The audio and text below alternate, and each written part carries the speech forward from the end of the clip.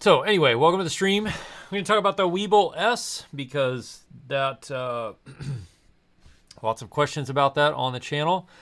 And I want to address a couple of things really quick before I get started. One is I got a lot of comments on my video, and I'm not surprised, about how people feel betrayed by Zhiyun, or how they're upset about, the fact that a new gimbal came out and they just bought one or something like that. And addressing that sort of thinking, I really don't understand why people would feel that way or why they would think that way, because almost every company in the world, especially tech companies, come out with a new product every single year, and they, a new version of that product or something like that. Sometimes it's every 2 years, depending on market demand, but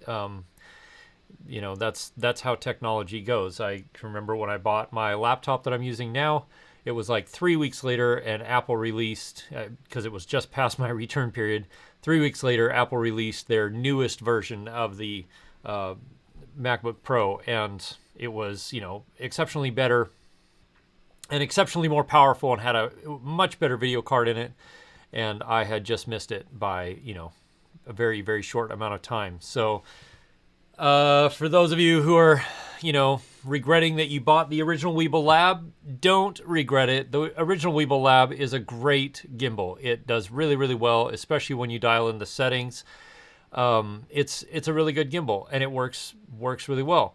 This new version is a little different. It works really, really well as well.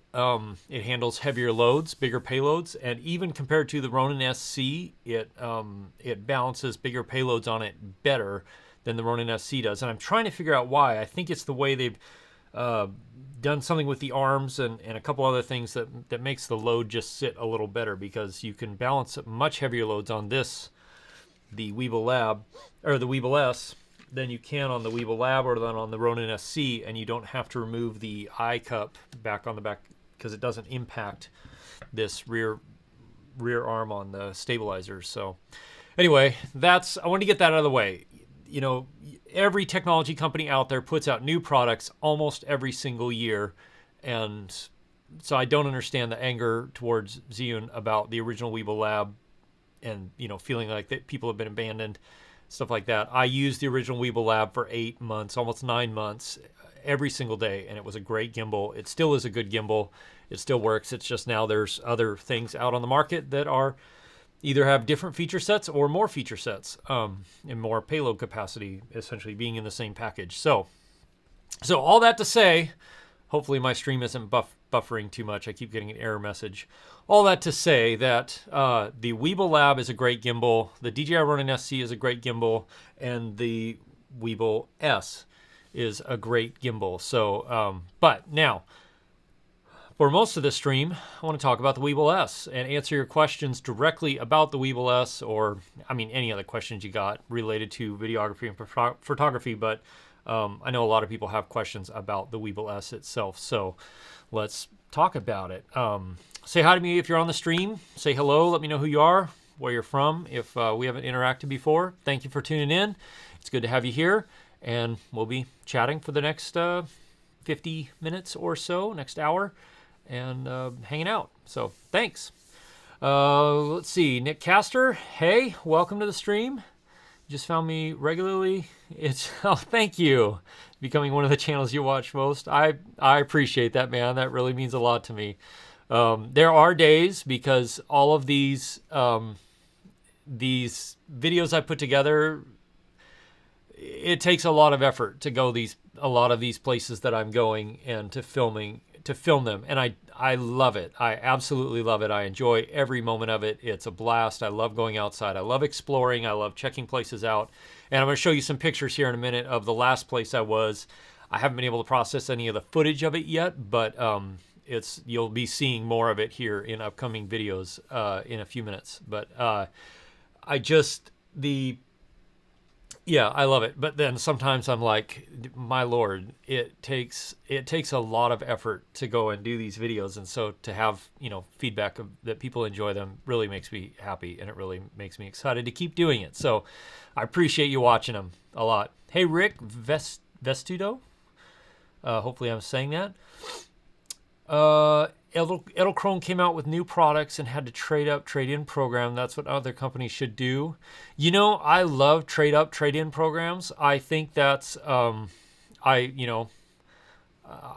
think I and probably a few other people have mentioned it to Zhiyun and a few others. Just that, you know, it's a great idea. It's good on so many levels. You know, whether they do it or not is up to them.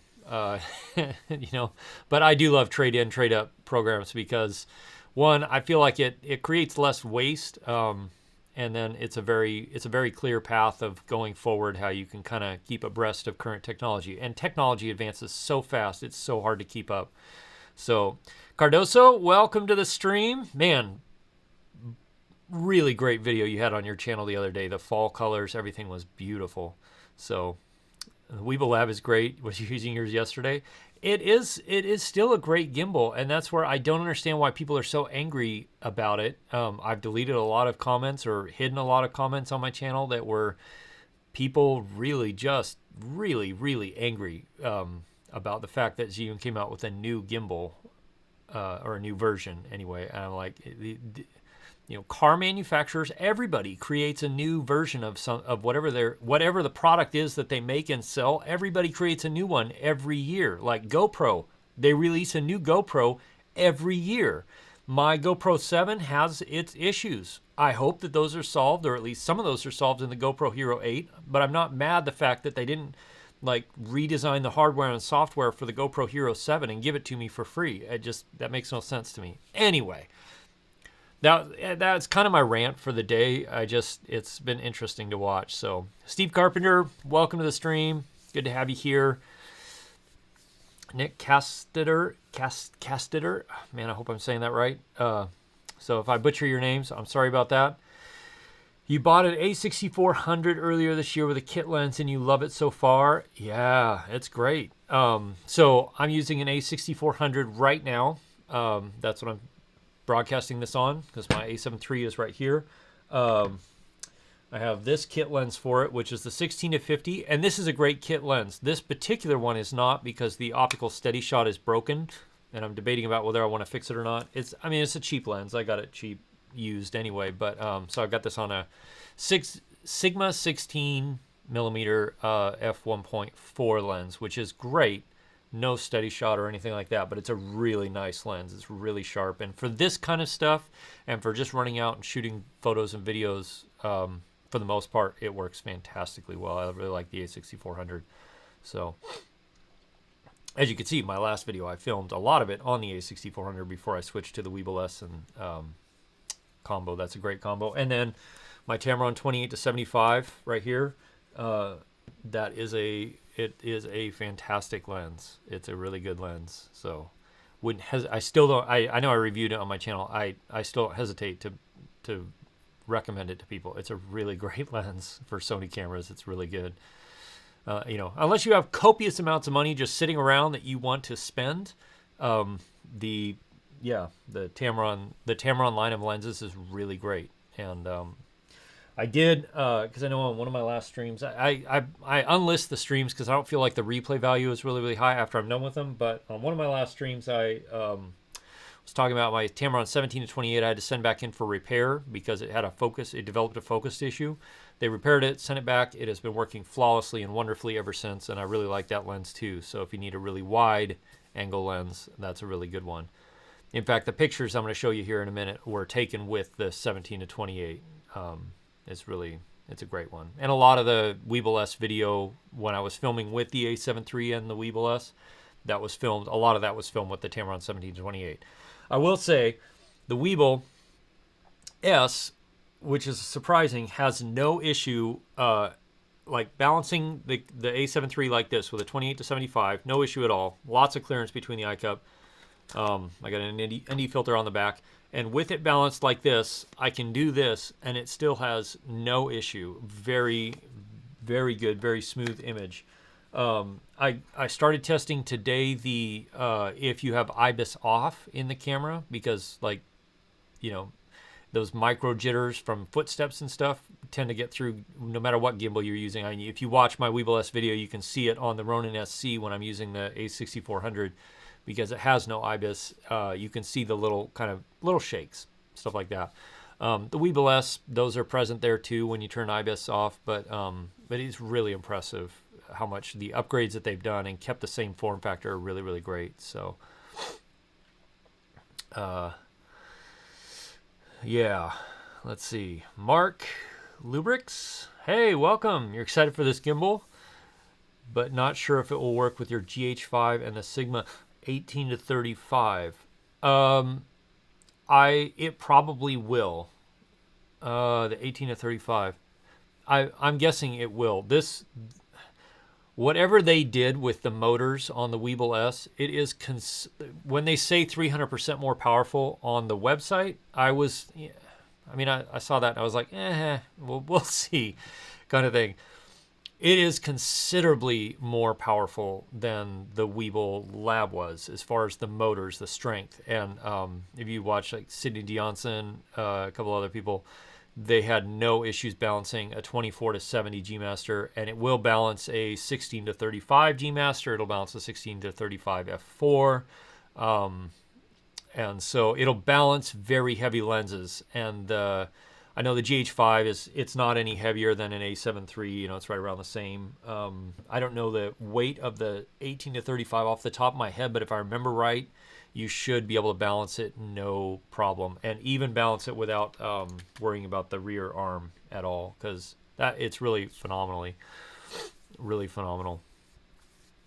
So let's see. Yuri, hey Yuri, welcome. Glad you're on the stream. Thanks for joining us.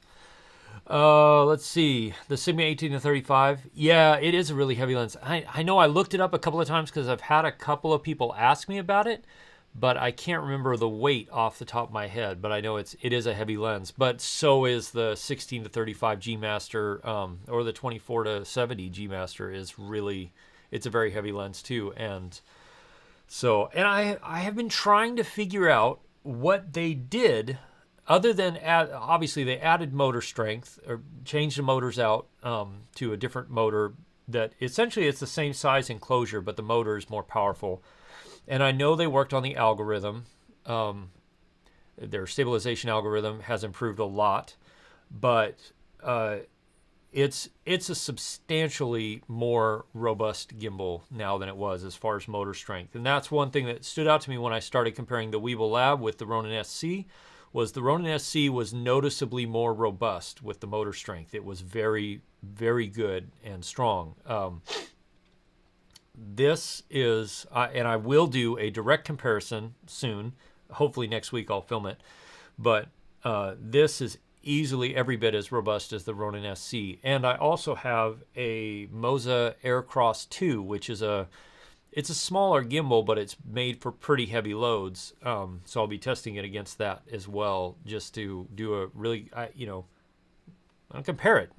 Then you guys can go out and make a decision based on which gimbal you like the most, you can buy.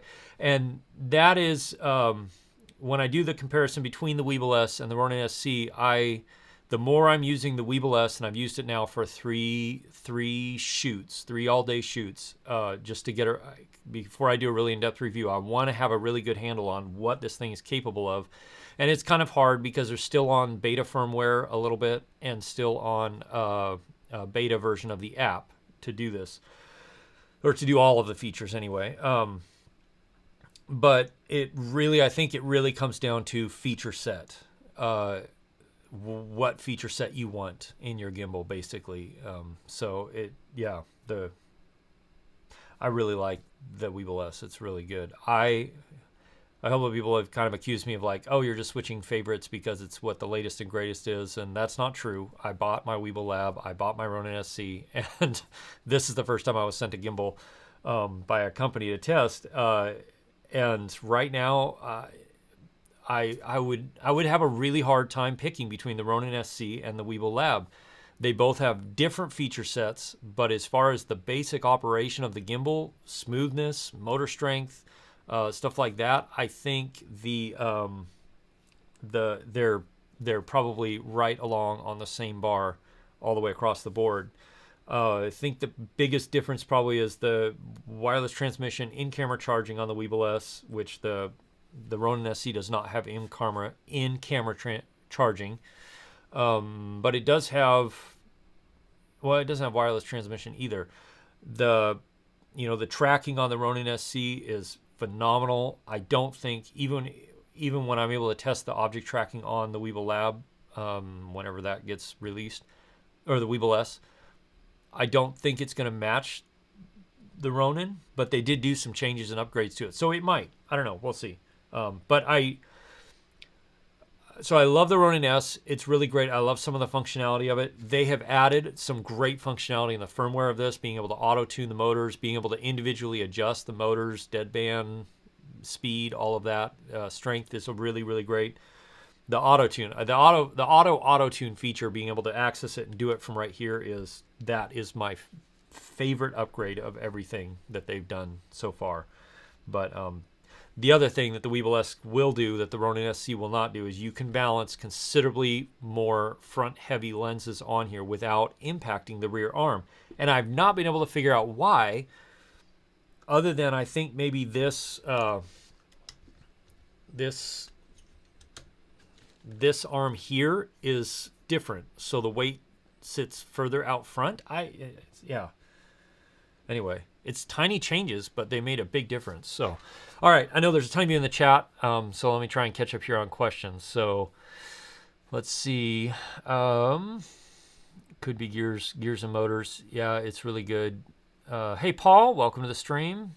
I have not heard back because I've had a bunch of people ask me how much the oh my gosh.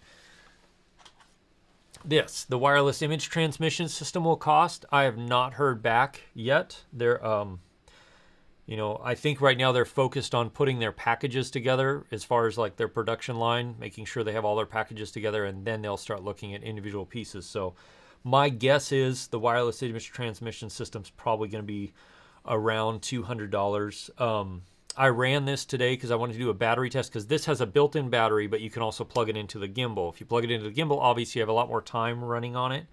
But I ran this today running a transmission from my camera through this to my phone with no extra charging on this. And I got, I think it was about 2 hours and 45 minutes of solid transmission time where this was transmitting an image to my phone through the HDMI. And I will say that this is such a better system for transmitting an image, because it's much lower leg because it's coming out of the HDMI, and there's none of that.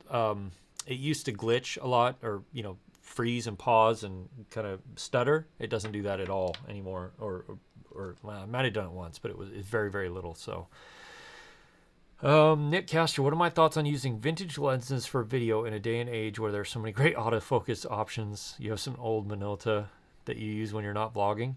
So my thought on that is that older vintage lenses add a character that you can't get with modern lenses. And so I think when you want that feel or that set, that I think it's a great thing to do, and it just adds a certain character that you don't get from modern stuff. Caleb Pike does some great stuff with old vintage lenses, and I love watching his videos on them. When he'll buy like 8 different just random vintage lenses off eBay and test them out, and it's really fun to watch those videos. So Yuri, you were considering the Ronin SC. Now you think you'll go for the Weebill-S. For your Z6, it might be better. Yeah, I think you might know this because you own a Z6. I don't own one, but as far as I know, I think DJI is still not updated the firmware to have a lot of compatibility with the Z series cameras. But again, I might not. I don't shoot Panasonic, so wait, it is Panasonic, right? Or Fujifilm. Jeez, sorry if I got that wrong. But anyway, I don't shoot the Z series cameras. I like them. What I've seen of them, they look fantastic. But yeah. Thomas, do I recommend Ronin SC or Weebill-S? Good question. Hey, Rick Halper, welcome to the stream. Let's say hi to you real quick. Shout out there. So Thomas, for me now, after playing with this for the last few days and then having had the Ronin SC for a while, it totally comes down to what features you need for your style of shooting. I think stabilization-wise and strength-wise, they're very close. If you're going to use bigger lenses like the Sony G Master series, or even the not the G Master, but like the F4 series, or like the Canon mirrorless with some of their new Canon, the new Canon L series glass 4 mirrorless.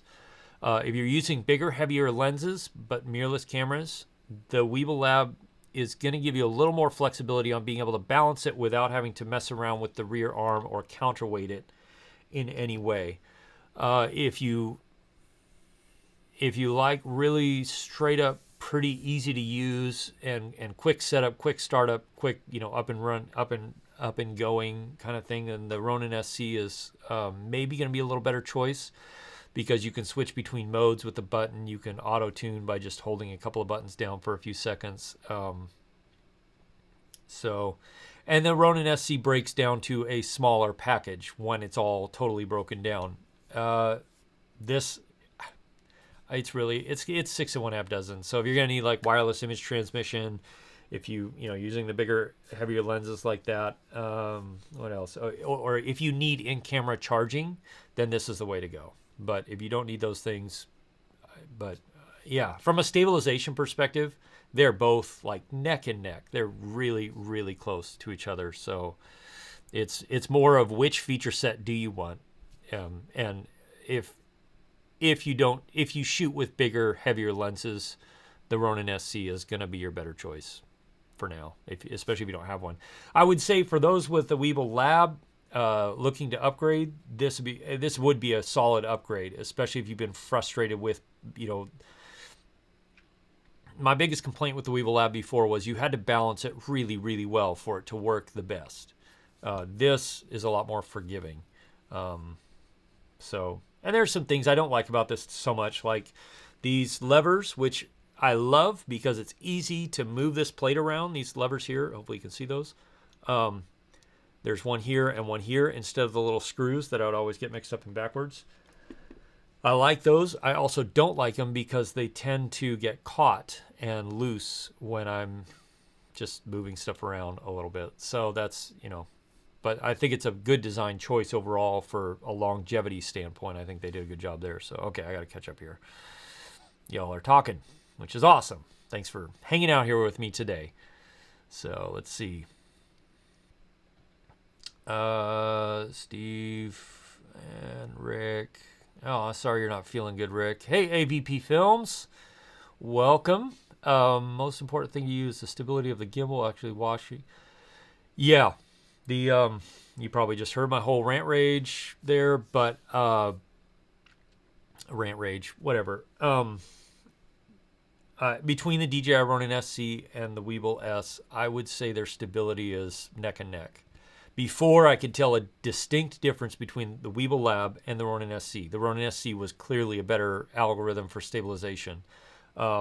This is just, it's impressed the heck out of me. Zhiyun really put some work on it and rewriting their algorithm, and then the motor strength. Motor strength makes a huge difference. And it feels like this is really, I think I said it in my video, like before with this camera and this lens, the Tamron 28-75 and the A7 III, like it worked and it worked well, but I had to balance it really, really well for it to work well. And it felt like at times I was really pushing the gimbal toward the limit of what it could handle. This thing feels like it's really not having any issues at all. So it's a great. So I'll be doing a direct comparison with the Ronin SC and the Weebill-S here next week. I'm hoping to get that up middle to end of next week, and I'll be doing like walking side by side with no IBIS turned on, with IBIS turned on, and we'll probably do some other stuff of running, that kind of stuff. Although you saw the running test earlier, and it was I was pretty impressed. It's like, man, it blew me away because that was insanely uneven ground, and I was running on snow and ice on rocks, trying not to fall or slip or hit my toes or anything like that while trying to film myself. So it did really, really well at that. And then I'll show you a picture here because this is the last shoot I did was the other day. So I showed this last week, but this is a huge ice cave that I'm going to be doing a lot of work in this winter, some tutorials and stuff like that. So I went up there and I went inside this ice cave with the Weebill-S and shot a few pictures, shot a bunch of video. I haven't been able to do anything with the video yet, but it really seriously impressed me, especially with the let's see, get back to my head here, especially with the POV and the 360 roll. Like, I never really cared about that stuff until I started playing when I was in the ice cave with the Weebill-S, because it does a really good job, and it makes things look so good and so cool. So it was, yeah. So I'll be doing some testing of that, but yeah, it was great. So hey, Journeyman, welcome to the stream. Yuri, the Z6 will touch the eyepiece. Yeah, and it will, especially if you have larger lenses on, and because even this, with the 28-75 and ND filter and the camera as it is like this, I'll have to pop the eyepiece off to make it balance on the Ronin SC. Now, you can balance it where the eyepiece just misses the rear arm, and the Ronin SC can handle it. That it's fine, it will work. But when I was filming, I was messing around with it today, and so I balanced it like this. The camera just like this, ND filter, zoomed all the way out at 28 millimeters, and then everything like this as it is on the camera. And so I balanced it like that, and then I zoomed it all the way out. And granted, this lens is not a super heavy lens, but that's a significant change of weight, especially with the ND filter on here for a gimbal. And then I ran around the house filming, and the reason I do the house or like stairs or walkways is you get all these horizontal lines that you can see if they start moving at all, and that's why I had that bridge picture or video in my initial review. It did a phenomenal job. It did great, and so it actually makes me think about buying the focus motor to use as a power zoom, so to speak, with this lens. Anyway, so let's see. Hatch Media, what picture profile I'm using? So I use picture profile 1, but I got the EOS HD profile, Pro Color 4.0, I think it is, and then I modified it a little bit from there. And so I honestly, ever since the A7 III came out and the A6400, I really like the color that Sony is putting out through their cameras now. I shot Canon for decades. I love Canon, but I think Sony has stepped up their game so much in the color science, and it's really accurate. And I think Gerald Undone did a video about the color science between Sony and Canon, because of course that's a huge, that's what all of us photography kind of people argue about. And from his testing, Sony actually had more accurate colors. Now, accurate is not necessarily what you want, but they are very accurate. Whereas Canon was maybe more pleasing out of the box, but not necessarily more as accurate as Sony. And so it is what it is. So let's see. Steve, got to go. See you, Yuri. Thanks for tuning in. I appreciate it. Have a good one.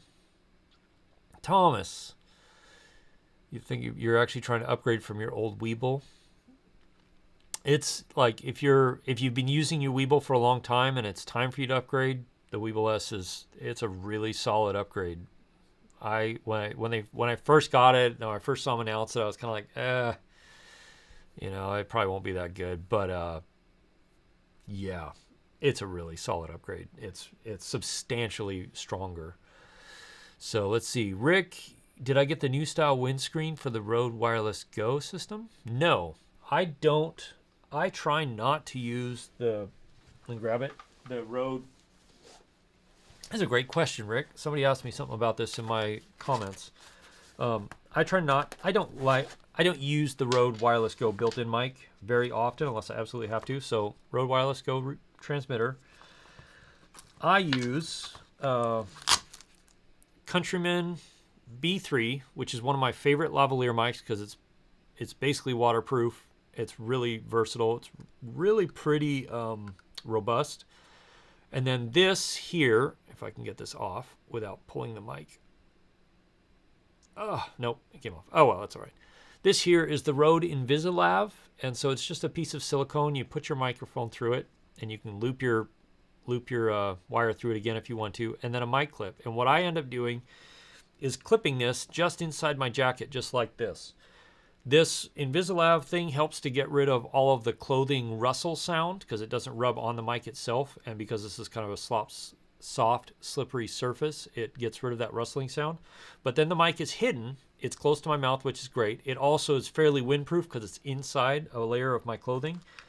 And that's what I recorded the entire Weebill-S video with, was that setup, essentially. And it was windy and cold. It was actually quite cold, and I was racing the sunlight to get back. That hike was 3 miles one way, and it was a 3,000-foot vertical climb to get up to that area, and I had 2.5 hours to do it. And so I was running down the hill to get back, and I almost ran into 2 moose. I came around the corner on a trail, and there were 2 bull moose 35, maybe 40 feet from me that were eating. They were happy. They were eating. They left me alone. I left them alone. But that scared me half to death. So thanks, Steve. I appreciate it. Thanks for the comments on the pictures. Sorry, I got to get caught up here on the chat. So, Paul, would I choose the Weebill-S over the Ronin SC if I used just the Tamron 28 to 75 and 17 to 28? If I didn't already own the Ronin SC, and I was pretty positive that I wasn't ever going to use any sort of active tracking, which I'm using less and less. I tend to use the tracking mode where you kind of pre-program the movements, although it certainly does come in handy. The tracking does come in handy every once in a while, but it's kind of a pain the way you have to put the phone on top and stuff like that. So, but this is still one of my favorite things, and I think probably the best innovation that any gimbal manufacturer has done is this. The underslung mode is, I really like underslung mode, and so, and that's partly why that handle for my Ronin SC has been really nice, is it gives you that nice underslung mode. So, hey, Mike Roche, welcome to the stream. Good to see ya. So that's a hard one, Paul. Because I don't feel like I've gotten a total grasp of this yet. I messed with the motion control where you can sit with your phone and have it mimic your phone movements, and it works. It works well. The image transmission, if you do the image transmitter thing, it works well. But again, I'm on beta versions of the apps for iOS, and then beta firmware. So there are some bugs, and there's some things you have to do to work around them. Those won't be part of the final versions or the regular versions. So either one is going to be great. I think probably if I was going to go after it right now and I didn't have either one, I'd probably lean toward the Weebill-S. I really like the form factor. I really like the fact that you can balance bigger, heavier lenses on it without hitting the eyepiece. The form factor, though, for me, the form factor just kills it. Because to go up to that ice cave is a 3.5 mile hike from where I can park. And then it's about 1,000 foot, maybe 1,200 foot vertical climb to get up there to the entrance. And I hiked over that whole way. It was raining and then snowing as we got up higher, with this gimbal in one hand with my camera on it, and being able to hold it in underslung mode while I'm jumping from rock to rock to rock to get to where this cave is was really nice. Yeah, it's really nice. So that's probably the direction I'd go for now.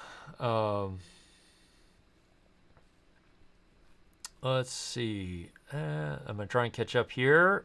What's the best gimbal for the Sony a7R III? Right now, if you're using G Master lenses, this would be the way to go, because this will balance G Master lenses. If you're using smaller, lighter weight lenses, then the Ronin SC or the Weebill-S is a good way to go. Either one of those would be a good a good gimbal for you, because the A7R3 is essentially it's the same size as this, which actually I shot a bunch of air-to-air stuff with somebody last week with an A7R3, and it's a great camera. Great tips. Let's see. Jay, do you see any problems with, Jay asks, do you see any problems with the A7R4 and the 28-75? I do not. I've been wanting to rent the A7R4 that a local camera shop here has, or borrow it to try it out. But according to Tamron, the 28-75 and the 17-28 will resolve beyond or up to or right around 100 megapixels without any issues, so it shouldn't be a big deal.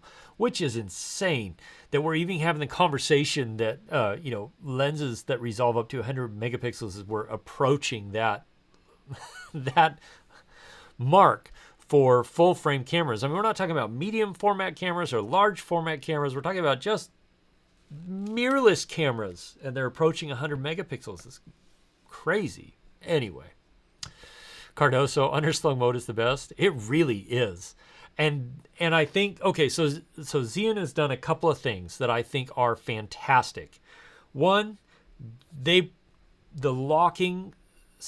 putting in the locking stuff on the arms on the Weebill Lab was brilliant. Redesigning it so that it was this form factor was brilliant.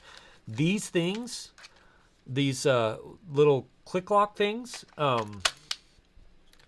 I now have like 5 sets of them because they're so easy and so convenient. They're awesome.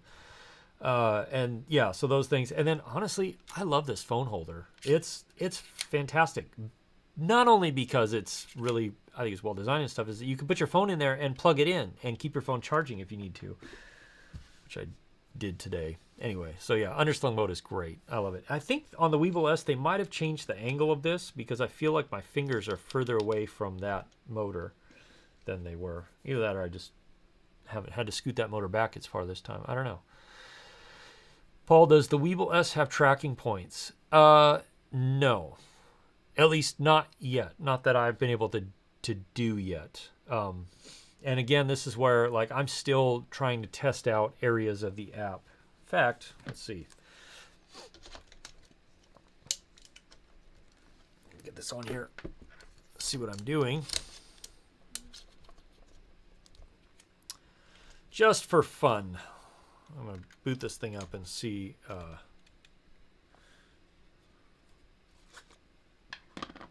Let's see. There's that. Oh, that's right. I had the whole. Where's my? Where did I put the image transmitter? Here it is. So, sorry. Hang with me, guys. I forgot I had this whole thing balanced with the image transmitter on there. The image transmission system is something I'm really excited about too. Because, Paul, you had to go and ask me a question that I wouldn't remember. All right. Yeah, it's great. So, let's see. I'll try and keep up with the chat while I'm booting all this stuff up.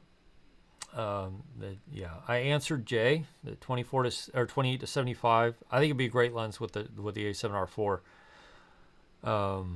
It's a great lens. I used it with the A7R3, and yeah, great lens. Super fast autofocus, which I really like, and it's really active. Ricky just got the notification. Yeah, it happens. YouTube's a little behind the ball sometimes. How is the A9 with the Tamron 70 to 28 or 28 to 75 on the Weebill 2? It'd be fine, absolutely fine. The A9 is close enough in the body size to the A7 III or the A7R3 or the A7R4, and neither one of them will have any problems. Yeah. Cardoso, you keep the additional handle on the back so you don't have to switch the tripod back and forth. Yeah, so I've got this extra little handle from Andy Cine with a quick connect on it because the only reason I don't keep it on there is I end up doing selfie mode. I never thought I would be the guy who'd be walking around with this gimbal and filming myself with a full frame camera on a gimbal walking through the woods or the mountains of Alaska.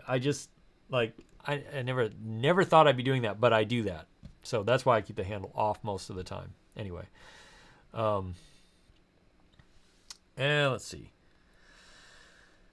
I know you do, Paul. Honestly, you wouldn't go wrong with either one. They're both fantastic. The things I need to try out on this still are like time lapse mode, panorama mode. So I'm entering. Let's see. I don't remember how to get in there.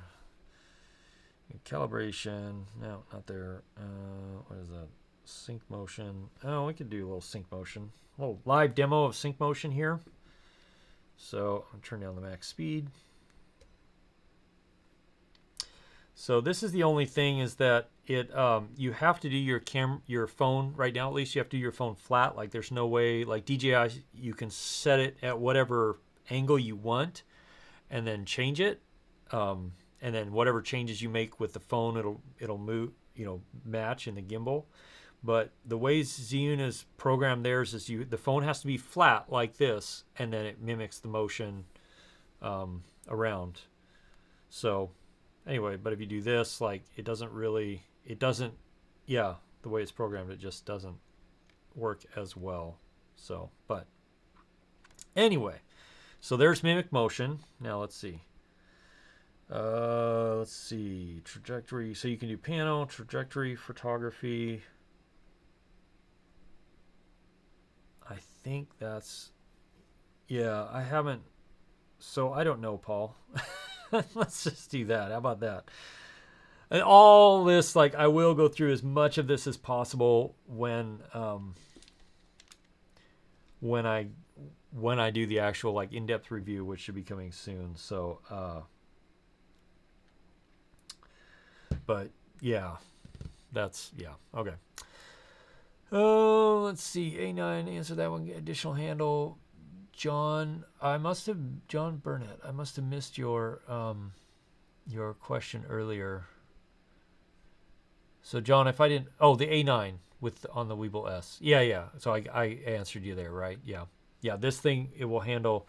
I can't remember. It was Potato Jet or somebody put an EOS R with the bigger EOS R lens on here, and it handled it no problem. And that is a heavier setup. So Zhiyun does have a really good list of compatibility with their what cameras and lenses it's compatible with. And so the only other thing that's different about this right now, which is the same as the Ronin SC, is you can't, at least with the cable you're supposed to use with Sony, you can't change any of the camera parameters down here. You can start and stop recording, stuff like that, but you can't control like the ISO or the shutter speed or anything like that, which I don't think is a big deal for me personally, the way I shoot, but you should, you should be aware of that. So, Paul, honestly, bro, I think you'd be real happy with the Weebill-S, unless you really need tracking points for some reason. You'd be pretty happy. You'd be happy with either one, but the Weebill-S is great. The form factor of the Weebill-S is really great. So I might be selling, or I might be doing a gimbal giveaway on my channel for the Ronin SC or the I probably definitely will be doing a giveaway for the Moza Aircross 2 eventually after I get it all reviewed. So we'll see. Let's see. Camille, welcome to the stream. You've seen an ad on the website. There's a tracking system. How's the tracking system compared to the Ronin SC? So I haven't, because the beta version of the app that I'm using right now, I haven't been able to test the object tracking. And I know all of us that got the pre-release copies are eagerly awaiting that, which I think is supposed to come next week to test. So believe me, as soon as I get it, I will test it. I tested it on the original Weebill, and I like their implementation because they're using the actual camera on the gimbal better. But it was nowhere near as smooth as the Ronin SC is on the Weebill Lab. Now they've updated the system and they changed it. They've got 2.0 or something like that. So it'll be interesting to see how it works, but I don't know yet. I haven't been able to test it. So stand by and stay tuned and all that stuff. So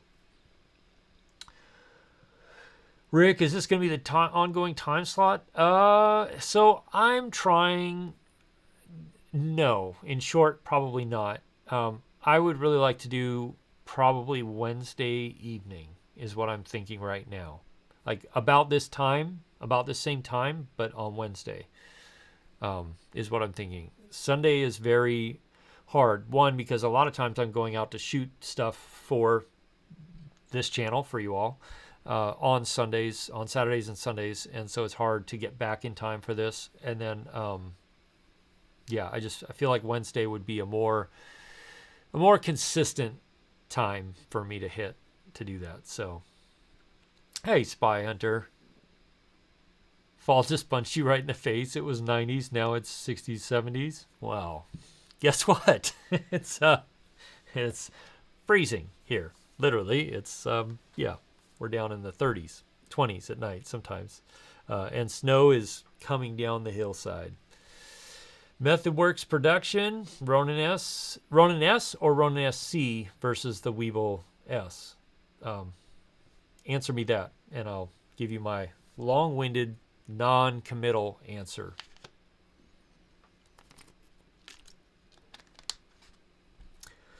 So, Camille, yeah, I'm looking forward to putting it together, and so I've the Ronin S. Okay.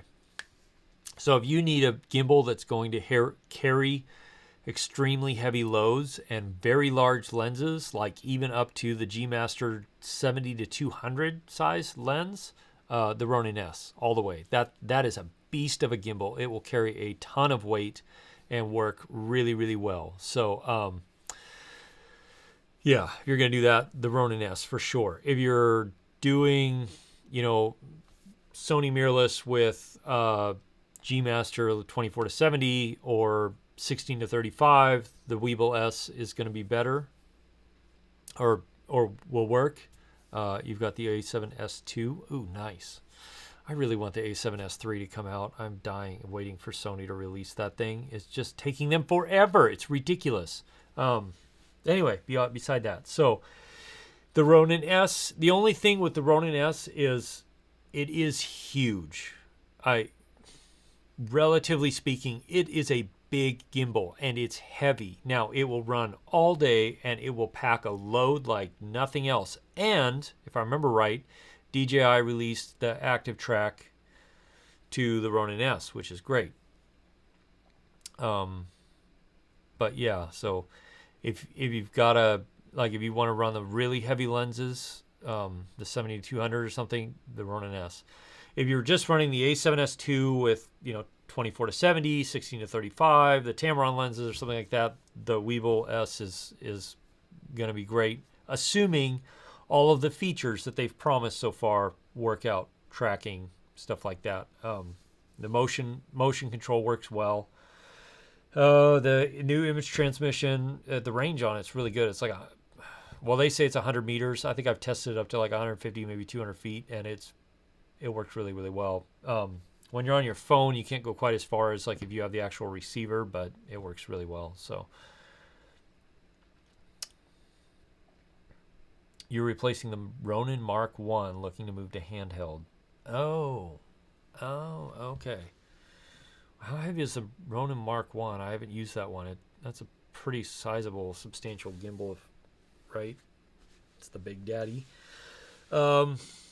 Yeah, I think the Ronin S is going to have just zero issues with stabilizing just about anything. So the only reason I sold mine and went to the Weebill Lab and then the Ronin SE and now maybe the Weebill-S is it was just too big for me to carry to the places I go. It's huge. I have a friend who does productions up here. He has a Ronin S. He almost never brings it with him when we do stuff together out and about. But it's a great gimbal. It's just too big for me to carry around with me to go the places that I go and do the things I do. It's too big. So that's why I'm on the smaller side. If that's not an issue for you, like if you're working out of the back of your truck or your car or something like that, it's a great gimbal. Because you have no issues balancing anything on it. So, yeah. Let's see. Camille, did I try the focus motor to use for zooming with the Tamron 728 to 75?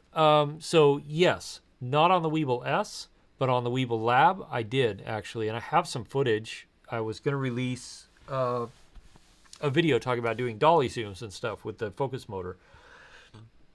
Excuse me. So it works well. It works really, really well. You put the teeth around here, put the and that was the Weebill Lab, which this was, especially zoomed out, would start to push it a bit. But it works. Yeah, it works great. It worked great on the Weebill Lab, so it will work fantastically well on the Weebill-S. In fact, the only reason I would get a focus motor is to do that, to be able to zoom lenses. And I'm actually kind of seriously considering getting a focus motor just for that purpose for this. So ever since I got this, I've been using this exclusively because I don't want to put a review out there that's like, yeah, it's great, and then I find a bunch of bugs later on or a bunch of issues later on. And some of the other creators that did kind of their first looks are doing the same thing. I think people are getting wise. People who are being sent products, like me now, or at least in this case, are being a little more cautious about just running out there and going, this is the best thing ever, you should buy it. To go, you know what, we really do. We want to get first looks out there so people know about it.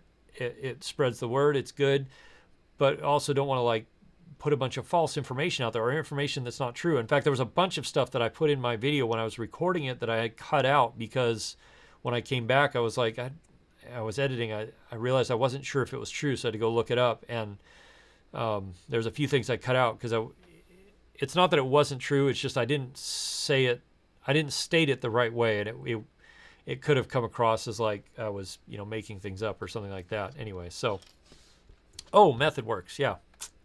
Cheers, mate. Have a good night. Get some rest. Yeah. Anyway, see you, Rick. Yeah, I'm gonna tune off here pretty soon too because I gotta get going and do some family stuff here. But I hope you feel better soon, man. Get some rest. And I will, like, on Instagram, Twitter, I'll post when I think this coming week, we're going to do Wednesday evening, about this same time, like probably starting right about now, and then streaming for an hour.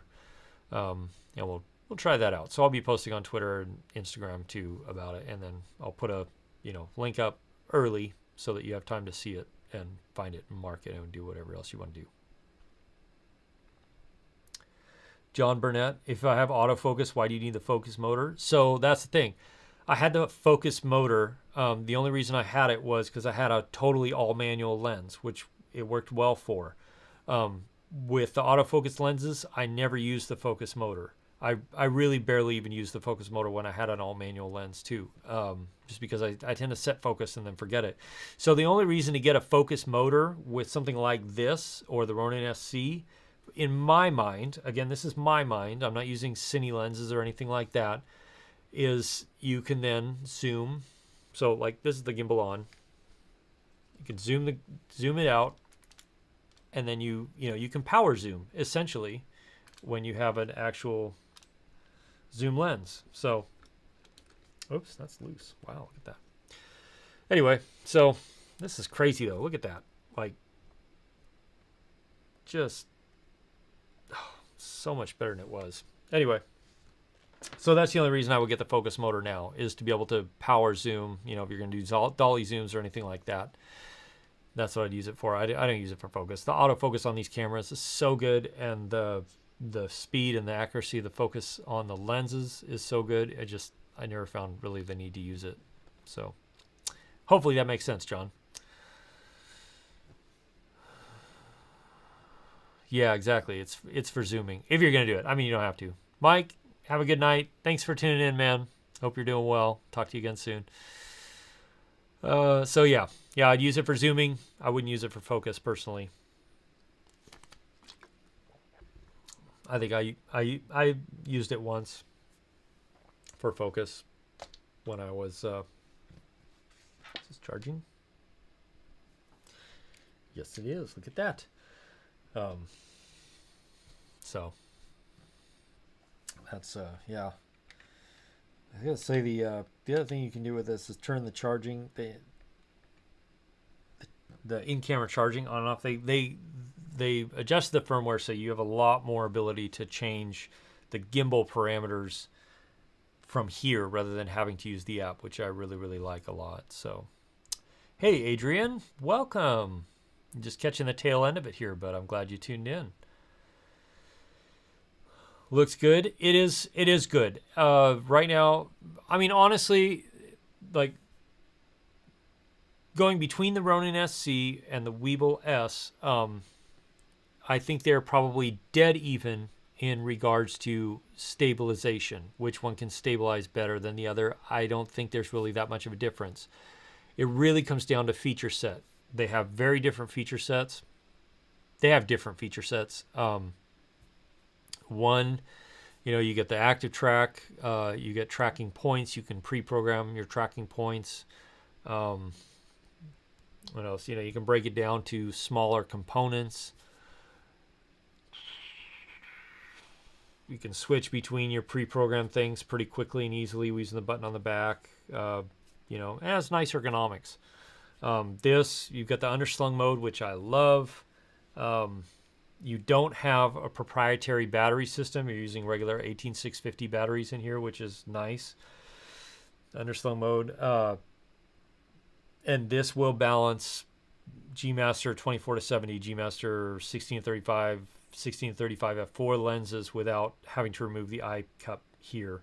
Like, if I do this, look how much clearance is still there. Like, that's a good amount of clearance. And, that's a pretty heavy setup because I've got the image transmission on there. Got my, it's, yeah. So, it's a great gimbal. Camille, yes. Yes, it is.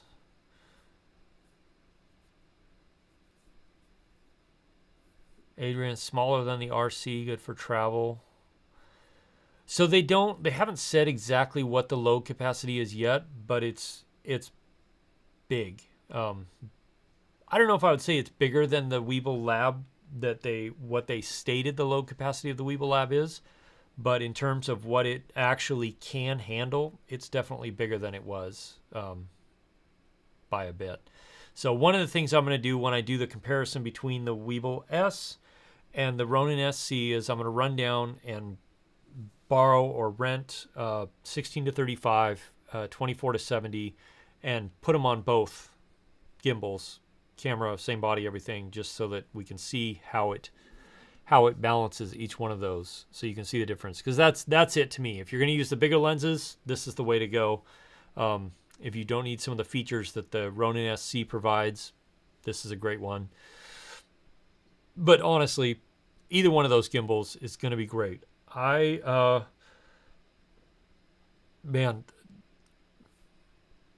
don't know which one I'm gonna like more or use more now. They're very, very comparable gimbals now. So and that's the thing. I think as I wrap up the stream, I will say Zhiyun took a lot of the feedback they got from the Weebill Lab and really addressed it in the Weebill-S, which I appreciate. I know a lot of people are mad about the Weebill Lab, that it had some problems, and it did.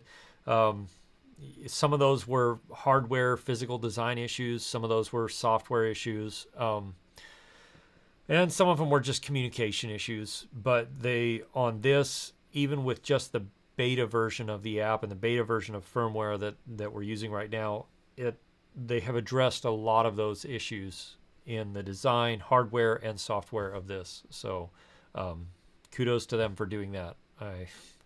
I wish they would communicate better about it with their customer base. If they communicated better, I think there'd be a lot less, maybe, not great feelings toward them. But they are working on it, and they're putting out good products. So thanks, Steve. Have a good night, man. Cheers. See you, Paul. Have a good one. Talk to you later. So yeah, Adrian, I'm going to try and get that out next week. Well, not this coming week, but the following week. So like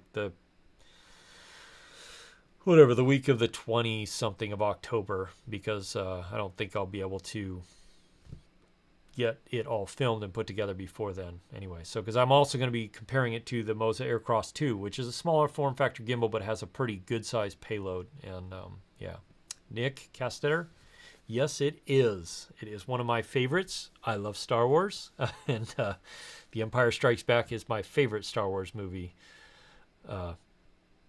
by far. So respect, bro. Brian, hey, I'm glad you made it. I was wondering if you were going to make it on here or not. Hope you're doing well. Have a good night, Adrian. Thanks for tuning in, man. I appreciate it. Cheers, bro.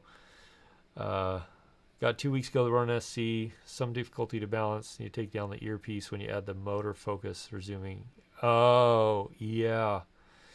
Yeah, that's where I think the Weebill-S is going to do a better job than the Ronin SC is in its ability to, and if you look on their compatibility list, and I don't doubt this after my testing, is that you can balance even like the, I don't know if it's a 16 to 35 or the 24 to 70, but you can balance much larger lenses with the focus motor without having to remove the eyepiece, which is a big deal. That is a big deal. And I'm glad you mentioned that because I had forgotten completely about that. Yeah. So the Weebill-S is a good one. It is. They've really done a good job. And it's exciting about the fact that we're getting these kinds of tools available as creators. I know it's kind of a pain that they come out so staggered and it's really hard to nail down. But honestly, any of these tools really do a good job for what they do. They're really great. So, John Burnett, you're going to start cruise vlogging and looking for a gimbal like the Weebill-S. Yeah, Weebill-S would be good. The only thing I don't know is how well it's going to hold up in weather, although I will say when I was in those ice caves, it wasn't dry. The trip to the ice caves was raining and then snowing as we got there, and it, you know, I covered it. I tried to keep it covered as best I could, but it still got water drops on it and splashes and stuff like that, and it's been great still, so we'll see. Jim, the Weebill-S, the base package is going to be $439 US dollars. So that's the standard package. The package with the zoom or focus motor is going to be $519. And then the package with the image transmission module is going to be $679 US dollars. So that's kind of the ballpark. And from what I understand, they're going to have other accessories that they are going to sell, like a remote control and some other stuff, which I'm excited to see when they get them out. But I think probably one of the things I'm the most excited about is the image transmission system. It's really, really fantastic, like really great. So real light, you can't wait for the 70 to 180 Tamron. Yeah, me too. I can't wait. Can't wait. Thanks, Cardoso. Have a great night, friend. We'll chat with you again soon. And on that note, I am going to wrap this stream up because it's a little after 4. I've got to get going. And it's been a great pleasure talking with you all and answering questions about the Weebill-S and talking about the Weebill-S versus the Ronin SC and stuff like that. So those videos are coming. I think the video that comes out tomorrow is actually one I recorded a couple of weeks ago, which is what's in my camera bag. The best backdrop, in my opinion, of any what's in my camera bag video you've ever seen. But I'll let you all see it and you can tell me what you think anyway. But so I appreciate you all hanging out with me in the stream, talking with me, chatting with me here, asking questions, and having the back and forth that we've had. It's been fun. It's been good. I appreciate all the people who've subscribed to the channel and watched the videos. Thank you very much. It's really, really awesome that you're all here, part of this community. So I'll say, yeah, if you got more questions, hit me up in comments or Instagram, Twitter. I try and answer every question I get as much as I possibly can. Thanks, Journeyman. So I will see you all again soon in the next video. And until then, have a good one. Cheers.